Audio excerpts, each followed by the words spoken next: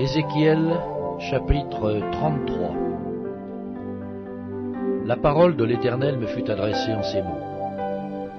Fils de l'homme, parle aux enfants de ton peuple et dis-leur, lorsque je fais venir l'épée sur un pays, et que le peuple du pays prend dans son sein un homme et l'établit comme sentinelle, si cet homme voit venir l'épée sur le pays, sonne de la trompette et avertit le peuple. Et si celui qui entend le son de la trompette ne se laisse pas avertir, et que l'épée vienne le surprendre, son sang sera sur sa tête. Il a entendu le son de la trompette, et il ne s'est pas laissé avertir. Son sang sera sur lui. S'il se laisse avertir, il sauvera son âme. Si la sentinelle voit venir l'épée, et ne sonne pas de la trompette, si le peuple n'est pas averti, et que l'épée vienne enlever à quelqu'un la vie, celui-ci périra à cause de son iniquité, mais je redemanderai son sang à la sentinelle. Et toi, fils de l'homme, je t'ai établi comme sentinelle sur la maison d'Israël. Tu dois écouter la parole qui sort de ma bouche et les avertir de ma part. Quand je dis aux méchants, « Méchant, tu mourras », si tu ne parles pas pour détourner le méchant de sa voie, ce méchant mourra dans son iniquité, et je te redemanderai son sang.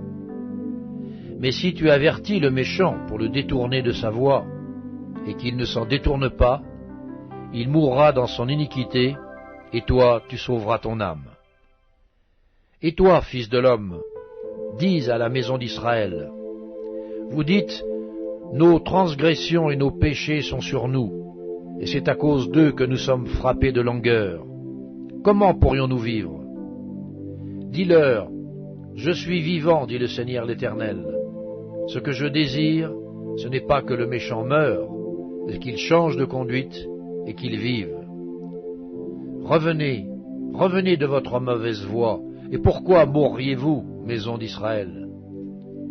Et toi, fils de l'homme, dis aux enfants de ton peuple, la justice du juste ne le sauvera pas au jour de sa transgression, et le méchant ne tombera pas par sa méchanceté le jour où il s'en détournera, de même que le juste ne pourra pas vivre par sa justice au jour de sa transgression. Lorsque je dis au juste qu'il vivra, s'il se confie dans sa justice et commet l'iniquité, toute sa justice sera oubliée, et il mourra à cause de l'iniquité qu'il a commise. Lorsque je dis au méchant, tu mourras, s'il revient de son péché et pratique la droiture et la justice, s'il rend le gage, s'il restitue ce qu'il a ravi, s'il suit les préceptes qui donnent la vie sans commettre l'iniquité, il vivra, il ne mourra pas. Tous les péchés qu'il a commis seront oubliés, il pratique la droiture et la justice, il vivra. Les enfants de ton peuple disent, la voie du Seigneur n'est pas droite. C'est leur voie qui n'est pas droite. Si le juste se détourne de sa justice et commet l'iniquité, il mourra à cause de cela. Si le méchant revient de sa méchanceté et pratique la droiture et la justice, il vivra à cause de cela. Vous dites, la voie du Seigneur n'est pas droite. Je vous jugerai, chacun selon ses voies, maison d'Israël. La 12e année, le 5e jour du 10e mois de notre captivité, un homme qui s'était échappé de Jérusalem vint à moi et dit, la ville a été prise. La main de l'Éternel avait été sur moi le soir avant l'arrivée du fugitif, et l'Éternel m'avait ouvert la bouche lorsqu'il vint auprès de moi le matin. Ma bouche était ouverte, et je n'étais plus muet.